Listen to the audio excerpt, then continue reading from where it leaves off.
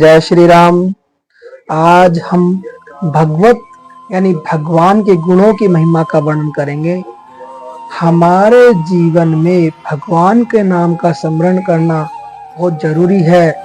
जिस प्रकार से एक बहुत बड़े रुई के ढेर को एक चिंगारी मात्र अग्नि जलाकर भस्म कर देती है, उसी प्रकार गंगा जल का पान करना और भगवान विष्णु का, लक्ष्मी नारायण भगवान का ध्यान करना, उनका नाम स्मरण करना हमारे जीवन में बहुत महत्वपूर्ण है।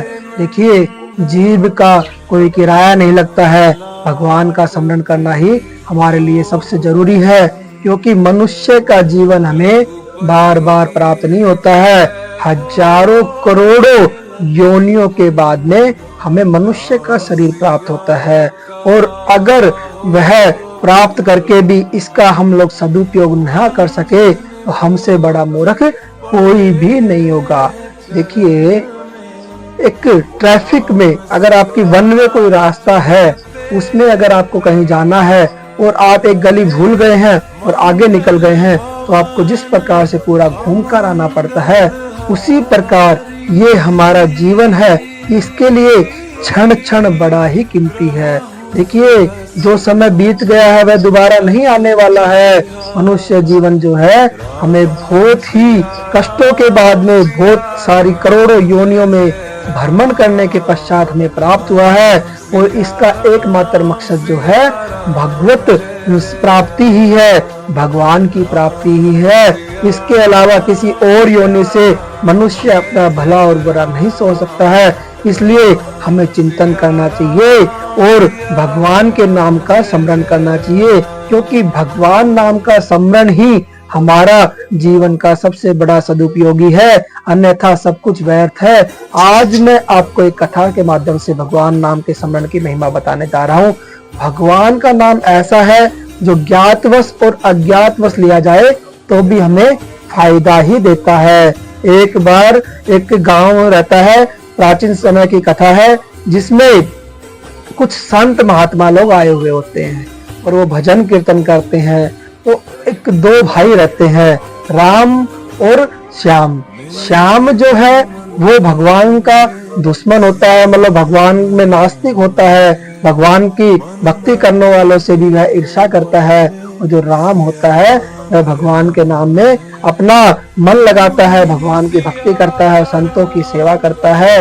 एक बार क्या होता है, वह राम जो है उन संतों के समीप जाकर के कहता है, हे प्रभु, मेरा उद्धार कैसे होगा? मेरे घर में तो कोई संत आ भी नहीं सकता है। तो राम संत लोग, महात्मा लोग कहते हैं कि आप ऐसा क्यों बोल रहे हैं? तो वह बताता है, मेरा भाई संतों से ईर्ष्या करता है, वह संतों पे विश्वास नहीं करता है। तो साधु कहते हैं, तुम एक काम करो, घर जाकर के रसोई की तैयारी करो, आज का भोजन हम तुम्हारे घर पर ही करेंगे, बाकी सब चीजों की चिंता करना छोड़ दो। इस प्रकार से संत जो है मध्याह्न के समय भजन कीर्तन करने के पास में बाद में उस ब्राह्मण के घर में जाते हैं और वह उनसे पूछते हैं, हे भाई, भोजन बन गया हो तो लेकर के आ जाओ।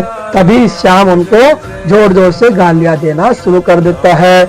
जैसे ही श्याम उनको गालियां देता है तो राम उसके आगे हाथ जोड़ने लगता है, लेकिन एक संत जो होते हैं वो मजबूत होते हैं, वो क्या करते हैं, उसका श्याम का हाथ पकड़ करके उसको अपने पैर के नीचे दबा देते हैं। और जैसे ही वह पैर के नीचे दबाते हैं तो श्याम कहता है, अरे मर गए, मरा मरा मरा करके वो बोलता है, यानी राम जी का नाम वो उल्टा करके बोलता है, मरा मरा मरा करके बोलता है, अरे मरगा मरगा मरगा करके बोलता है। तो इस प्रकार से वह भगवान का नाम उल्टा करके भी बोलता है, और उसी किसी कारण बस उसी समय उसकी मृत्यु हो जाती है।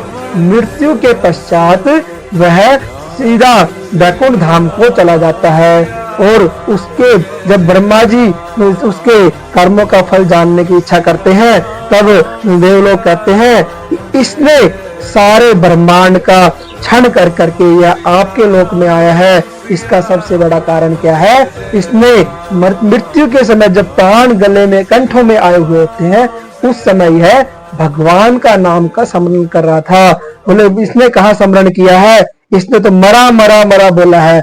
तो उन्होंने कहा भगवान का नाम भले आप उल्टा करके बोले या सीधा करके बोले, लेकिन उसका फल आपको अच्छा ही मिलता है। इसलिए जब वह श्याम नाम का ब्राह्मण, जो कि पाखंडी और नास्तिक था, उसके बावजूद भी उसको भगवान के नाम, उल्टा नाम स्मरण करने से मोक्ष प्राप्त हो गया। तो हम अगर भाव से, भक्ति से, मन से अगर भगवान का नाम स्मरण करें तो उससे भला अच्छा हमारे लिए और क्या हो सकता है। इसलिए हमें हमारे जीवन का सदुपयोग करना है और भगवान नाम का स्मरण हमेशा करते रहना है, क्योंकि हमारे जीवन में भागवत नाम स्मरण के अलावा और सब कुछ व्यर्थ है।